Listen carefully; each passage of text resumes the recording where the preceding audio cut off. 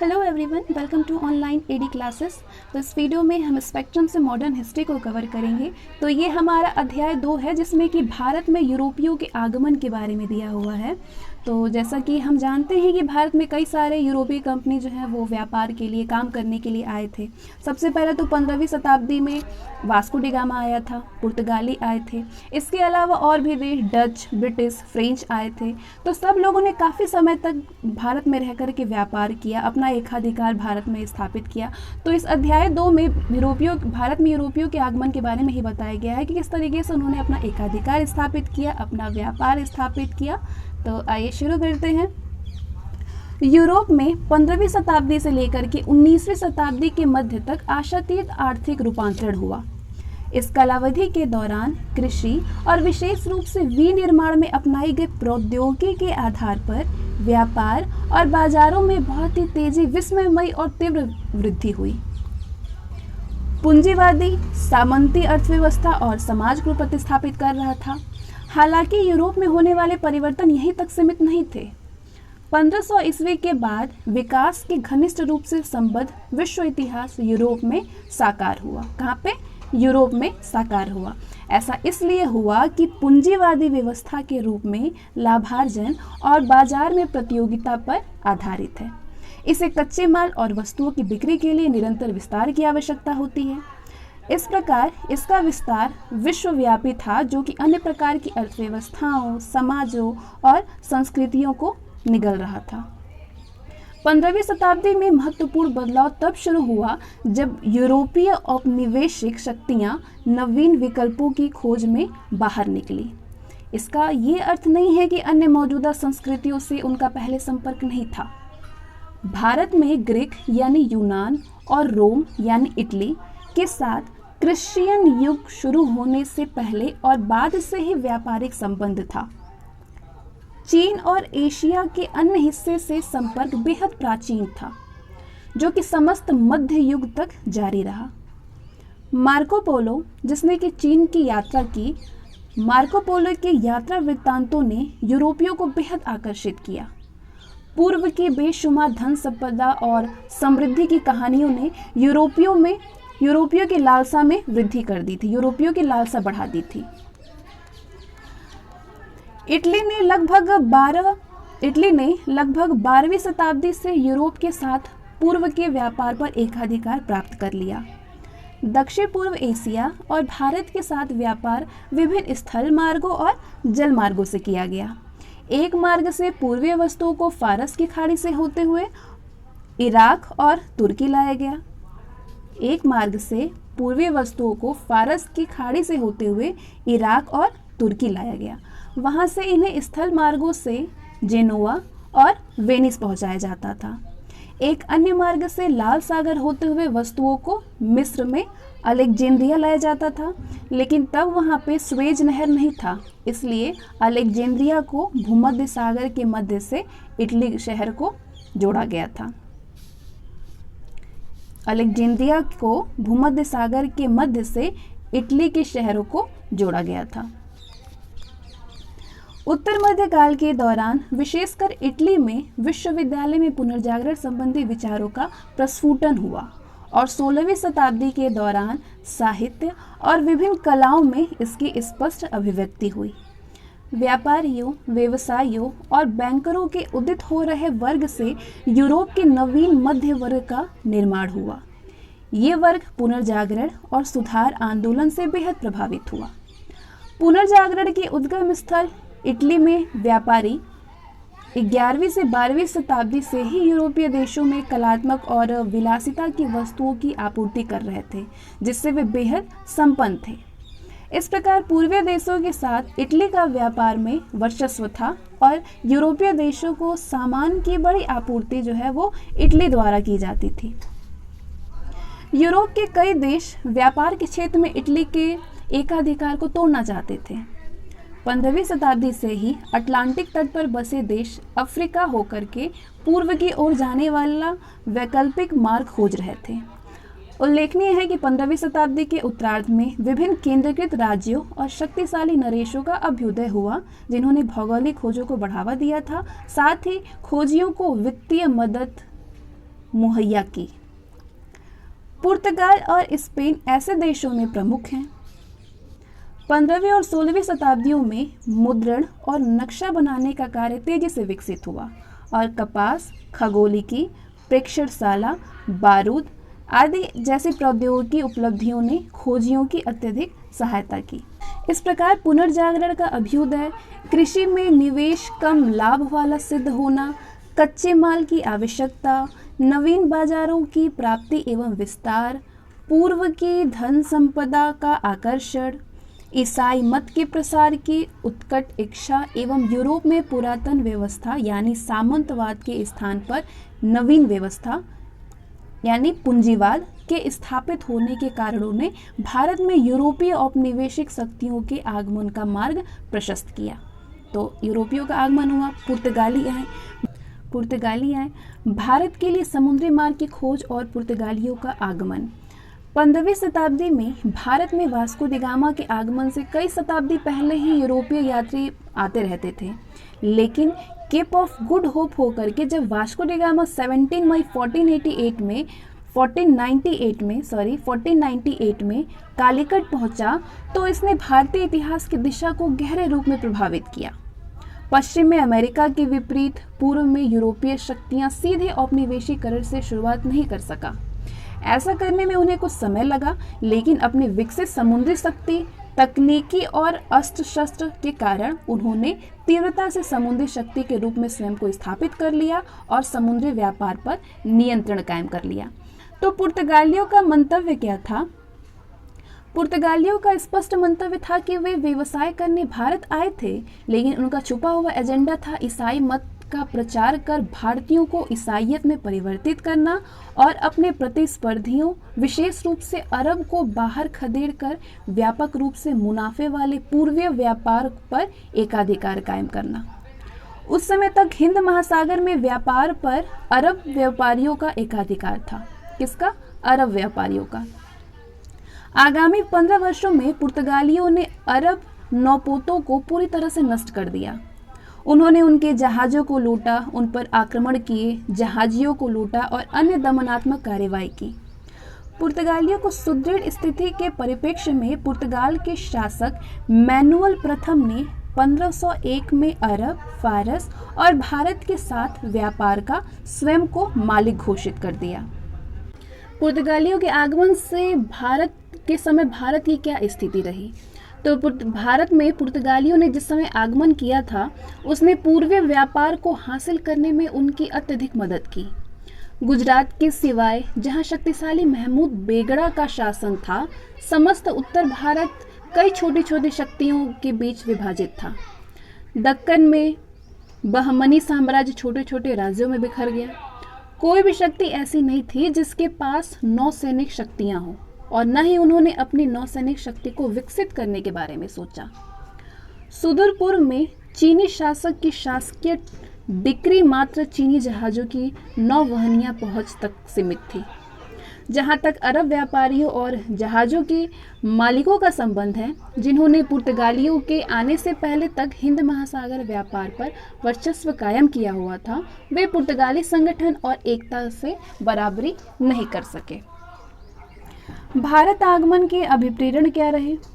वास्तव में 15वीं शताब्दी में पुर्तगाली वेनिस, इटली का एक राज्य है, वेनिस की समृद्धि से ईर्ष्या करने लगे और उनके लाभदायी व्यापार में हिस्सा प्राप्त करने के हर संभव प्रयास करने लगे। जैसा कि अरब ने मिस्र और पर्शिया पर 7वीं शताब्दी में विजय प्राप्त कर ली, तो यूरोप और भारत के मध्य सीधे संचार या संपर्क के मार्ग जो है वो बंद कर दिए गए। पूरब से वस्तुएं यूरोपीय बाजारों में मुस्लिम मध्यवर्तियों के माध्यम से पहुंचने लगी। वेनिस ने प्राचीन समय से इस व्यापार पर एकाधिकार बनाए रखा और इसके परिणाम स्वरूप बेपनाह धन संपदा और प्रभाव अर्जित कर लिया। राजकुमार हेनरी, पुर्तगाल का नाविक, ने अपना पूरा जीवन जो है वो भारत को जाने वाले समुद्री मार्ग की खोज में ही समर्पित कर दिया। 1487 में बार्थोलोमेओ दियाज नामक एक पुर्तगाली अफ्रीका के दक्षिणी सिरे तक पहुंच गया और इस जगह को केप ऑफ गुड होप कहा। वो 1488 में लिस्बन लौट आया और इसके लगभग 10 वर्षों के अंतराल पर 1498 में वास्को डी गामा जो है वो भारत पहुंचा।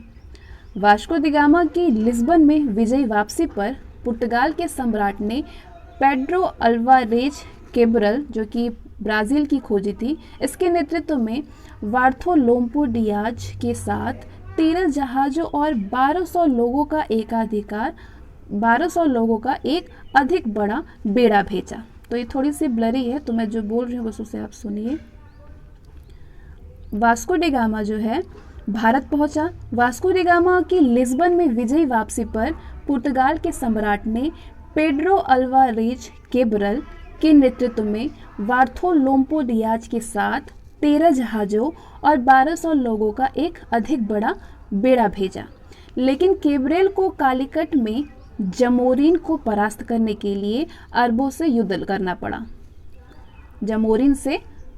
जमोरिन को परास्त करने के लिए अरबों के साथ युद्ध करना पड़ा। केब्रेल ने कोचीन और केन्नौर में व्यापार सुरक्षित करने के लिए कालीकट छोड़ दिया। वो काफ़ी बड़े मुनाफे के साथ लिस्बन लौट गया। पुर्तगाल और जमोरिन के बीच क्या हुआ? वास्को डी गामा अक्टूबर 1502 में कालीकट आया। व्यापार और विजय के लिए उसके नेतृत्व में एक बड़ा सुसज्जित बेड़ा भेजा गया।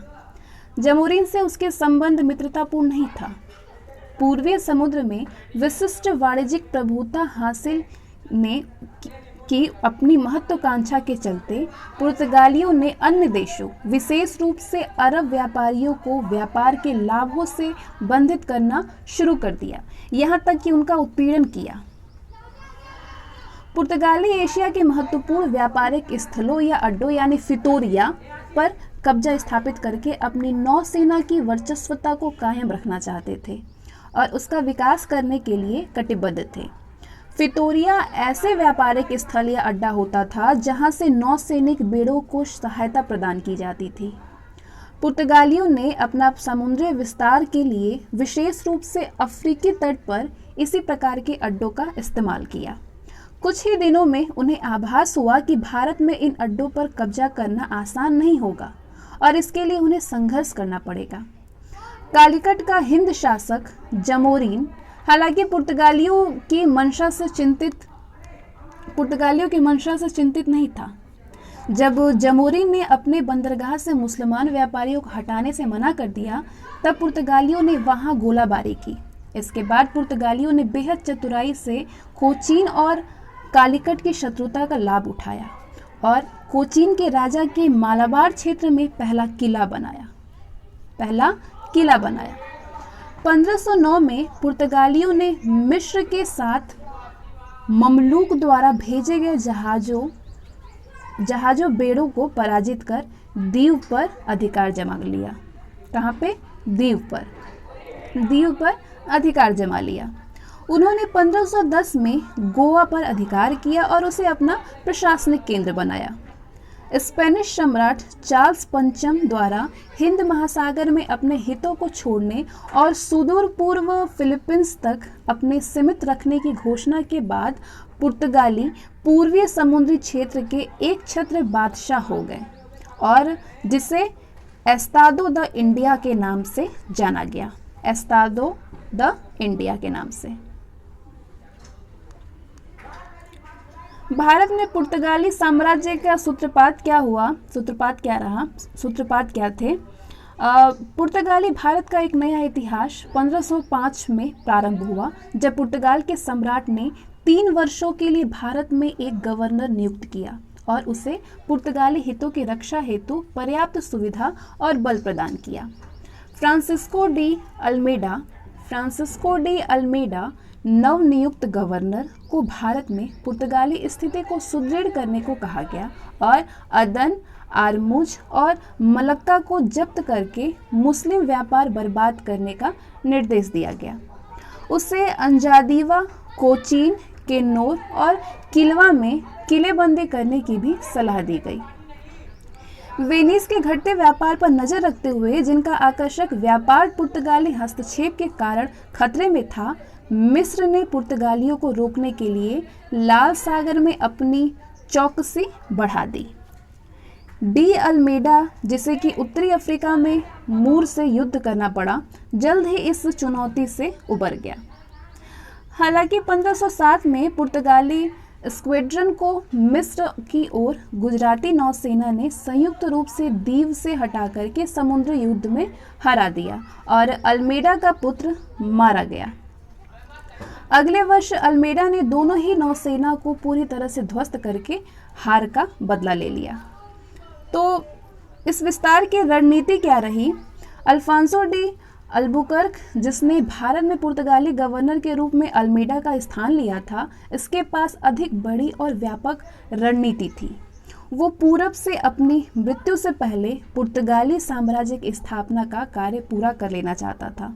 उसने अपने मृत्यु से पहले ही पुर्तगाली साम्राज्य की स्थापना का कार्य कर लेना चाहता था। उसने पुर्तगाल के लिए हिंद महासागर के रणनीतिक नियंत्रण हेतु समुद्र के सभी प्रवेश द्वार पर अपना बेस स्थापित कर लिया। भारत में पुर्तगाली सत्ता की स्थापना में निर्णायक भूमिका द्वितीय गवर्नर अल्फांसो डी अल्बुकर्क की ही रही थी। किसकी रही थी? अल्फांसो डी अल्बुकर्क की। भारत में पुर्तगाली सत्ता की स्थापना का निर्णायक भूमिका था द्वितीय गवर्नर का। अल्बुकर्क स्क्वाड्रन कमांडर के रूप में 1503 में भारत आया था। 1509 में उसे वायसराय नियुक्त किया गया और 1515 तक उसने भारत में पुर्तगाली सत्ता की स्थापना में विशेष भूमिका निभाई। 1510 में बीजापुर से गोवा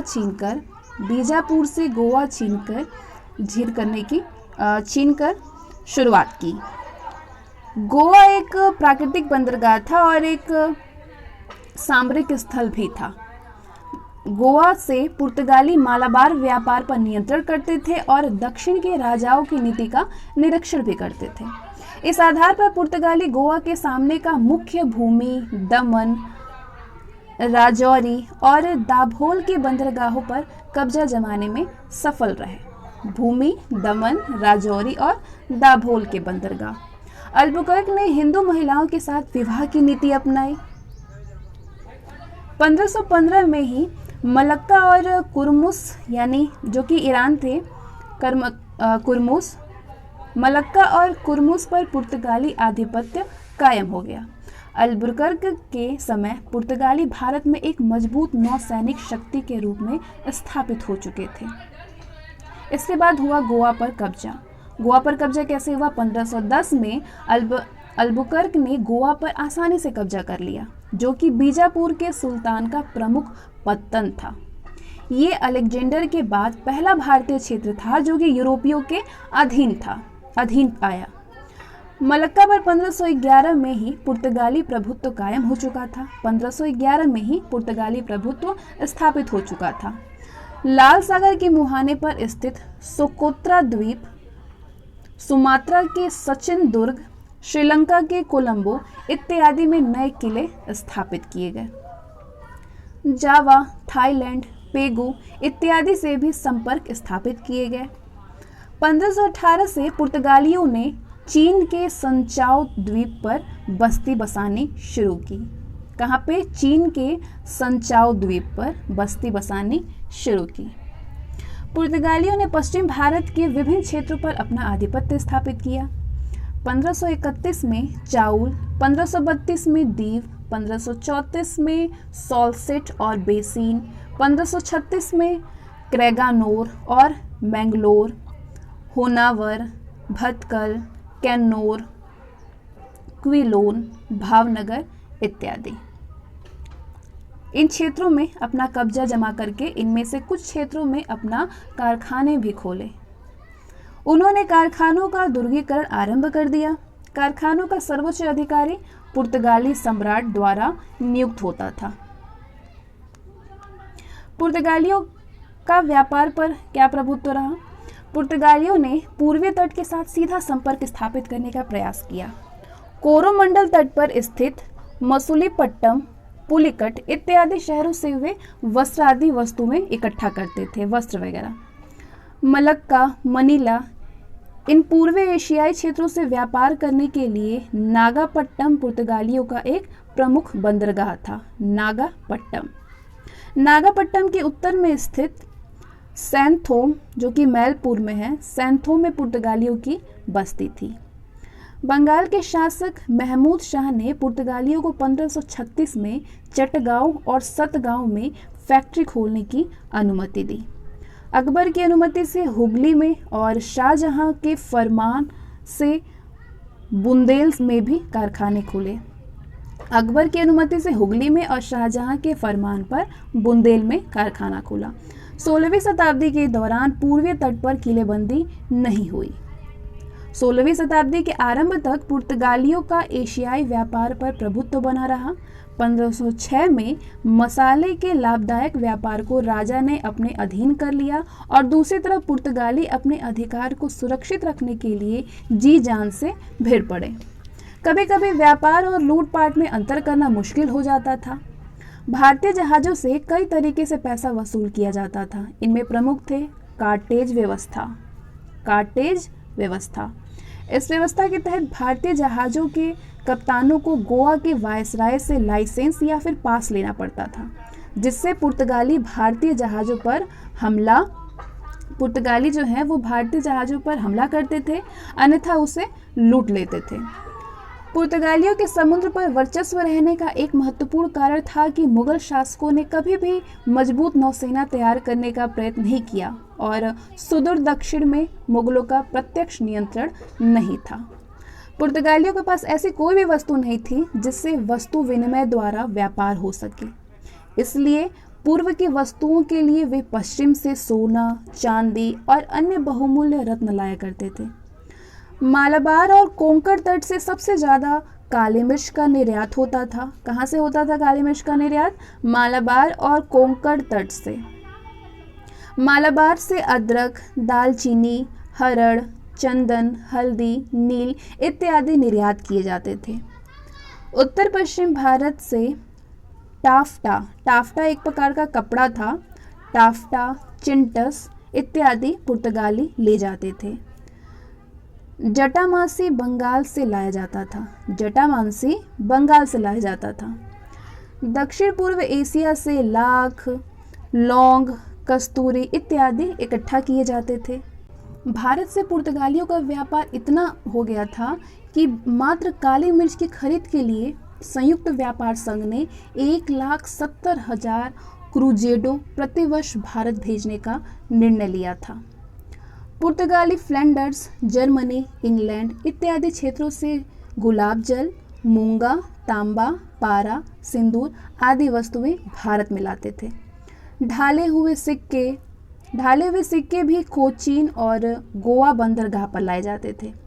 तो इस प्रकार पुर्तगालियों ने न केवल मसाले के व्यापार से लाभ अर्जित किया, बल्कि विभिन्न एशियाई देशों के बीच सामान लाने और ले जाने के कार्य से भी लाभ कमाया। भारत में पुर्तगाली प्रशासन कैसा था? भारत में पुर्तगाली प्रशासन का मुखिया वायसराय था, जो कि 3 वर्षों तक अपने सचिव के साथ कार्य करता था और बाद के वर्षों में एक परिषद के साथ कार्य करता था। गिरिजा संबंधी प्राधिकरणों के साथ मतभेद और संघर्ष के चलते उसकी शक्तियों का ह्रास हुआ। इसके अतिरिक्त वेडोरा दा फजेंडा का महत्व बढ़ गया, जो कि राजस्व और कार्गो और नौसैनिक बेड़ा भेजने के लिए जिम्मेदार था। अफ्रीका से लेकर के चीन तक के किले कैप्टन के नियंत्रणाधीन थे, जिसकी शक्तियों में संचार की कठिनाइयों ने वृद्धि की। संभवतः पुर्तगाल और गोवा से नियंत्रण के अभाव के सत्यनिष्ठ और पारदर्शी प्रशासन के लिए निरंतर खतरा बनाए रखा। वायसराय नीनो दा कुन्हा। भारत में नीनो दा कुन्हा का वायसराय काल, जिसने कि नवंबर 1529 से में कार्यभार संभाला। नीनो दा कुन्हा भी कुछ हद तक महत्वपूर्ण है। 1 वर्ष के बाद वह भारत में पुर्तगाली सरकार के मुख्यालय को कोचीन से गोवा ले गया। गुजरात के बहादुर शाह ने मुगल शासक हुमायूं से अपने संघर्ष के दौरान पुर्तगालियों को 1534 में बेसिन द्वीप सौंप करके उनसे मदद ली।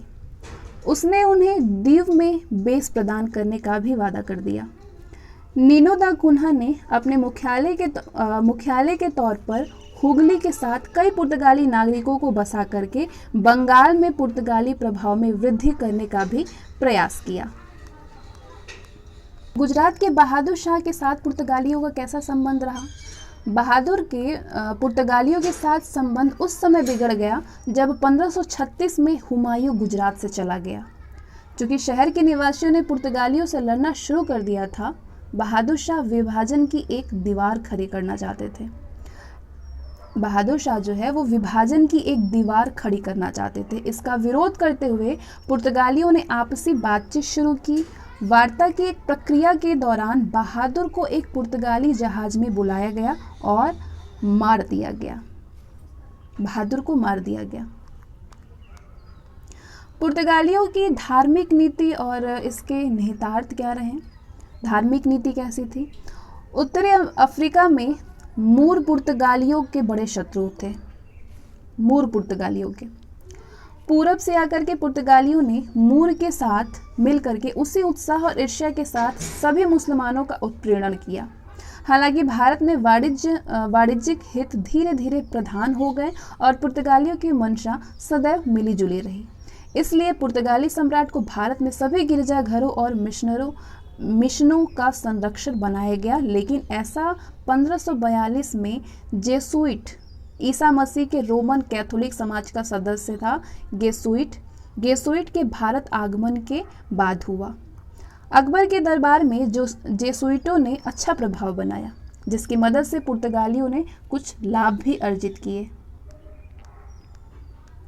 अकबर और पुर्तगाली के बीच क्या संबंध रहे, कैसे संबंध रहे? तो अब पहली बार अकबर कुछ यूरोपीय ईसाइयों नामक कुछ पुर्तगाली व्यापारी से उस समय मिला जब उसने 1572 में कैम्बे का दौरा किया।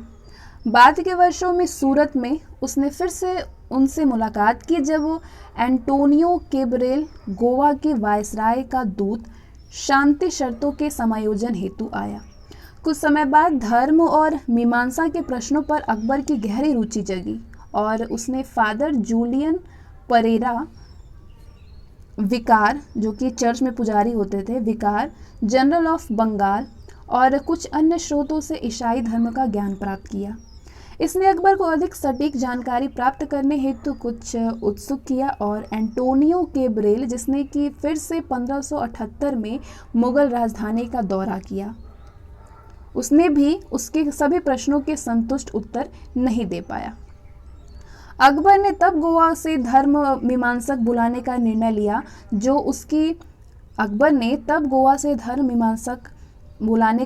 लिया जो उसकी शंकाओं का समाधान करने की स्थिति में हो और उसकी उत्कट जिज्ञासा को शांत करे। इसके लिए अकबर ने सितंबर 1579 में गोवा में अधिकारियों को पत्र भेज करके 2 विद्वान पादरी भेजने का निवेदन किया। गोवा में चर्च के प्राधिकारियों ने उत्सुकता पूर्व इस निमंत्रण को स्वीकार कर लिया, क्योंकि वे इसे शासक को और साथ ही उसके दरबार और लोगों को ईसाई मत में परिवर्तित करने के अवसर के तौर पर देख रहे थे।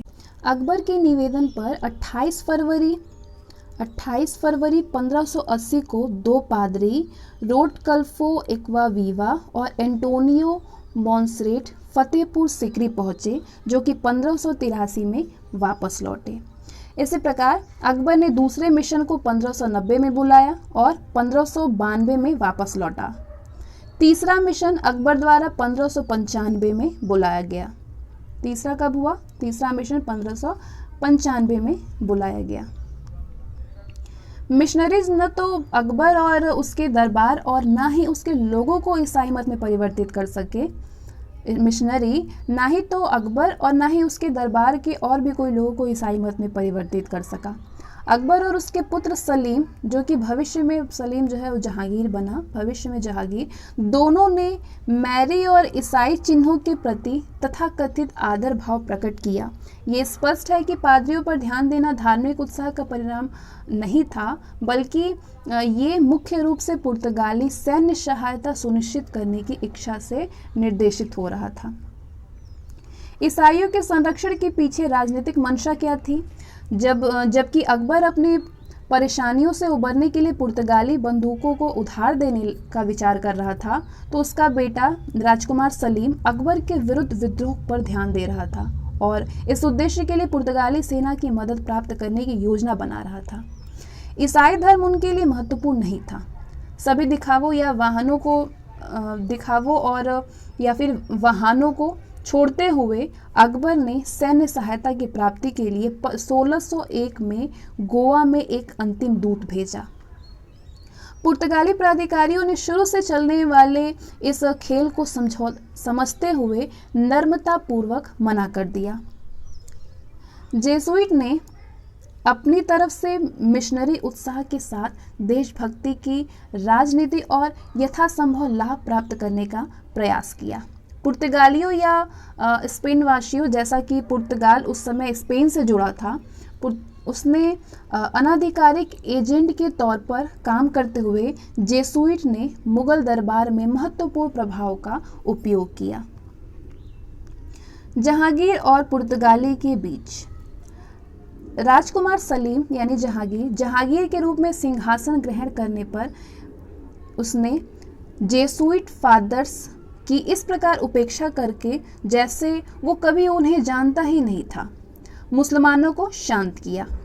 धीरे धीरे हालांकि जेसुइट से उसका संबंध अलगाव दूर हो गया और 1606 में उसने फिर से उन्हें समर्थन देना शुरू किया।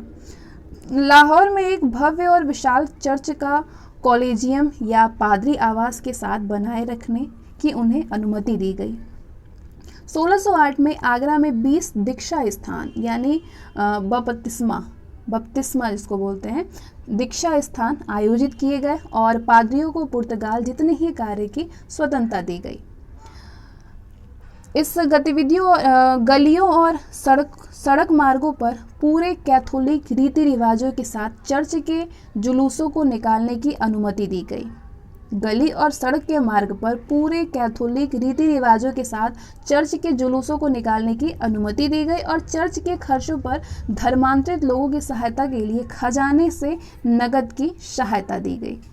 जहांगीर का व्यवहार इस प्रकार था कि जेसुइट पादरी उसे ईसाई मत में लाने के लिए प्रति आशावान हो उठे। उसने ओल्ड और न्यू टेस्टामेंट और संतों के जीवन में लिए गए धार्मिक विषयों के चित्रों के प्रति असाधारण रुचि दिखाई। आगरा में उसका सिंहासन बपतिस्मा दाता जान और अन्य संतों की पेंटिंग्स से घिरा था। वो अफवाह था कि जहांगीर ईसाई बन गया और पादरियों के पास ये विश्वास करने के पर्याप्त कारण थे कि वे वास्तव में उसे ईसाई बनाने में सफल होंगे। अंग्रेज के प्रति शत्रुता। मकारब खान, जो कि एक अच्छा खिलाड़ी था और जहांगीर का घनिष्ठ मित्र भी था, उसको जहांगीर के दूत के तौर पर पुर्तगाली वायसराय से मिलने के लिए एक लंबा इंतजार करना पड़ा। जब वो अप्रैल 1608 में गोवा पहुंचा तो वह अपना परिचय पत्र प्रस्तुत नहीं कर सका, जैसा कि पदस्थ वायसराय पुर्तगाल से नहीं आया था, तो वो कभी नहीं आया और गोवा में डॉन मेंडोसा ने 1609 में पदभार संभाला। उसके पूर्व सन 1608 में कैप्टन विलियम हॉकिंस सूरत में आ गया। वो अपने साथ भारत में व्यापार की अनुमति के लिए इंग्लैंड के सम्राट जेम्स प्रथम का जहांगीर के नाम एक प्रार्थना पत्र लाया। उसके मित्र का, जहांगीर के मित्र का नहीं पहुंच पाया, लेकिन उसके बाद विलियम हॉकिंस आया। कैप्टन हॉकिंस की यात्रा के बारे में पढ़ेंगे अब हम। तो फादर पिन्हेरो और पुर्तगाल अधिकारियों ने मुगल दरबार में हॉकिंस को पहुंचने से रोकने के लिए भरसक प्रयत्न किया, लेकिन सफल नहीं हो पाए। जहांगीर ने हॉकिंस द्वारा लाए गए उपहारों, जिनकी कीमत 25,000 सोने के सिक्कों के समान थी, को स्वीकार लिया और हॉकिंस का बेहद आत्मीय स्वागत किया। जैसा कि हॉकिंस जो है वो तुर्की भाषा अच्छी प्रकार जानता था, उसने उस भाषा में जहांगीर के साथ प्रत्यक्ष संवाद किया, डायरेक्ट बातचीत की तुर्की भाषा में। हॉकिंस से खुश होकर के जहांगीर ने 30,000 के वेतन पर 400 का मनसबदार नियुक्त किया। विलियम हॉकिंस को 30,000 का वेतन देकर के उसमें 400 मनसबदार के साथ में उसको नियुक्त किया। हॉकिंस के आर्मेनियन ईसाई मुबारक शाह की बेटी से विवाह भी किया। हॉकिंस ने आर्मेनियन ईसाई मुबारक शाह की बेटी से विवाह किया। मुगल और पुर्तगालियों के आपसी संबंधों में कैसे सुलझाव हुआ? तो हॉकिंस और अन्य अंग्रेजी लोगों को बड़ी व्यापार सुविधाएं प्रदान करने को गोवा के वायसराय डॉन मेंडोसा ने पुर्तगाली एकाधिकार के वाणिज्यिक क्षेत्रों का अतिक्रमण माना और इसलिए इसे शत्रुतापूर्ण कार्रवाई कहा। भारत में पुर्तगालियों की जहांगीर के साथ युद्ध की स्थिति को देखते हुए मेंडोसा ने मुगल दूत मुकारब खान से मिलने से मना कर दिया। मुकारब खान, ठीक है। उतावलेपन में उठाए गए इस कदम से पुर्तगाली व्यापारी और उनके व्यापार को बेहद प्रभावित किया और जहांगीर ने पुर्तगालियों को दी जाने वाली छूटों पर रोक लगा दी। तब मेंडोसा ने फादर पिन्हेरो को औपचारिक आधार पर मुकारब खान से शांति स्थापित करने हेतु बातचीत करने को कहा। तो इसके बाद शत्रुता समाप्त हो गई और अंग्रेजी जहाज को सूरत के पत्तन पर जाने की अनुमति नहीं दी गई। पुर्तगाली आगंतुकों को रोकने में असमर्थ व्यथित हॉकिंस ने 1611 में मुगल दरबार छोड़ दिया। इसके बाद एंग्लो पुर्तगाली झगड़ा या फिर हाथापाई के बारे में अब हम पढ़ेंगे। तो अंग्रेजों ने हालांकि 1612 में पुर्तगालियों के विरुद्ध प्रतिरोध लिया, जिसने हिंद महासागर में ब्रिटिश नौसेना के प्रवेश का मार्ग प्रशस्त किया। उस वर्ष नवंबर में अंग्रेजी जहाज ड्रैगन ने एक छोटे जहाज ओसिएंडर सहित कैप्टन बेस्ट के नेतृत्व में पुर्तगाली जहाजी बेड़े के साथ सफलतापूर्वक युद्ध किया। जहांगीर, जिसके पास अच्छी नौसेना नहीं थी, अंग्रेजों की सफलता से बेहद प्रभावित हुआ। पुर्तगालियों ने अपनी बचकानी हरकतों से जहांगीर को अप्रसन्न कर दिया। वीए स्मिथ के अनुसार पुर्तगालियों ने मुगल सरकार की नौसैनिक कमजोरी के चलते 4 इंपीरियल जहाजों को जब्त कर लिया। कितने? 4 इंपीरियल जहाजों को जब्त कर लिया और कई मुसलमानों को बंदी बना लिया और सामान भी लूट लिया। जहांगीर की मां के सामान में गहरी रुचि थी और इससे करोड़ रुपए की चपत लगी थी। गुस्साए जहांगीर ने मुकारब खान जो उस समय सूरत का प्रभारी था, को क्षतिपूर्ति वसूलने का आदेश दिया। तो इसके बाद शाहजहां और पुर्तगाली आए। पुर्तगाली के बीच क्या हुआ? तो ये शाहजहां का शासनकाल था, हालांकि जिसमें मुगल दरबार में पुर्तगालियों को मिलने वाले लाभों का हमेशा के लिए अंत हो गया और साथ ही इस आशा ने भी दम तोड़ दिया कि वे शाही परिवार और मुगल भारत के लोगों को ईसाई मत में धर्मांतरण करा पाएंगे, जिसका पल्लवन अकबर और जहांगीर द्वारा किया गया था। शाहजहां द्वारा राजगद्दी संभालने से पहले ही उसे पुर्तगालियों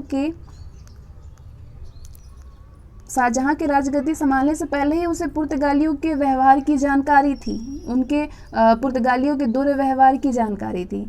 जब उन्होंने रानी मुमताज महल की 2 दासियों को बंदी बना करके उसका अपमान किया। ठीक है, तो पुर्तगालियों की गतिविधियां पढ़ने से पहले हम ये चार्ट दिया हुआ है, जिसमें आपको सन वाइज सारी व्यापारिक घटनाक्रम मिलने वाली हैं, उसको हम देख लेते हैं, जो कि काफ़ी इंपॉर्टेंट होते हैं। 1498 की घटना है, वास्को डी गामा ने कालीकट तक यात्रा की थी 1498 में। 1503 में पुर्तगालियों ने भारत में अपना पहला दुर्ग कोचिन में स्थापित किया। 1503 में पुर्तगालियों ने भारत में अपना पहला दुर्ग कोचिन में स्थापित किया। 1505 में पुर्तगालियों ने भारत में अपना दूसरा दुर्ग कन्नूर में स्थापित किया। कहाँ पे स्थापित किया? दूसरा कन्नूर में स्थापित किया। पहला कोचीन में स्थापित किया, दूसरा कन्नूर में स्थापित किया 1505 में। इसके बाद 1509 में अल्मीडा ने गुजरात और मिस्र के संयुक्त बेड़े को पराजित किया 1509 में। और इसके बाद 1509 में ही अल्फास डी अलबुकर्क को वायसराय बनाया गया। 1509 में अल्फास डी अलबुर्क वायसराय बने। अलबुर्क ने बीजापुर के सुल्तान को पराजित करके गोवा पर अपना अधिकार स्थापित किया। इसके बाद ही 1511 में पुर्तगालियों ने मलाया द्वीप पर स्थित मलक्का पर अधिकार कर लिया। कब किया? 1511 में पुर्तगालियों ने मलाया द्वीप पर स्थित मलक्का पर अधिकार कर लिया। इसके बाद 1515 में पुर्तगालियों ने फारस की खाड़ी के मुहाने पर स्थित हरमूज पर, कहाँ पे? हरमूज पर अधिकार कर लिया 1515 में। और 1515 में ही वायसराय अल्बुकर्क की मृत्यु हो गई, जो कि 1509 में वायसराय बना था। उसके बाद 1515 में इसकी मृत्यु हो गई। 1530 में पुर्तगालियों ने गोवा को अपने भारतीय राज्य की राजधानी बनाया। 1535 में पुर्तगालियों ने दीव पर अधिकार कर लिया। 1559 में पुर्तगालियों ने दमन पर अधिकार कर लिया। 1535 में दीव में और 1559 में दमन पर अधिकार किया। 1566 में पुर्तगालियों ने तुर्कों के बीच समझौता किया। ठीक है, 1566 में तुर्कों के बीच समझौता किया पुर्तगालियों ने। 1596 में 1596 में डचों ने पुर्तगालियों को दक्षिण पूर्वी एशिया से बाहर किया। डचों ने पुर्तगालियों को दक्षिण पूर्व एशिया से बाहर कब किया? 1596 में किया। 1612 यानी 1612 में सूरत में पुर्तगालियों को पराजित करके अंग्रेजों ने अपना कारखाना स्थापित कर दिया 1612 में। 1641 में मलक्का दुर्ग पुर्तगालियों से डचों ने छीन लिया। मलक्का दुर्ग जो था पुर्तगालियों से डचों ने छीन लिया। कब? 1641 में। 1658 में श्रीलंका पुर्तगालियों के हाथ से बाहर चला गया।